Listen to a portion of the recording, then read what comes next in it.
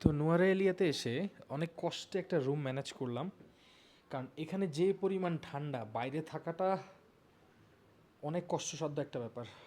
তো এখন আসার পর সব অগোছালো করে ফেলছি, কারণ এখন এখানে রুম নিলাম হচ্ছে 5,000 রুপিতে এক রাতের জন্য। তো মোটামুটি ঠিক আছে। সবচেয়ে ইন্টারেস্টিং জিনিস হচ্ছে এই ভিউটা। এই ভিউটা খুবই জোস। এখানে ঝর্ণার আওয়াজ আসে। তো এখান থেকে অনেক সুন্দর জায়গাটা। তো এখন তো সন্ধ্যা হয়ে গেছে, কালকে এই জায়গার সকালের ভিউ দেখাবো। চা দিছে, চা খাচ্ছি। চা না, অ্যাকচুয়ালি কফি, এটা কমপ্লিমেন্টারি। তো ওই দিকে হচ্ছে সেন্টারটা, মানে মেইন শহরটা। তো শহর থেকে একটু ভিতরে 2-3 মিনিট লাগে বাইক দিয়ে যেতে। তো এই হচ্ছে অবস্থা।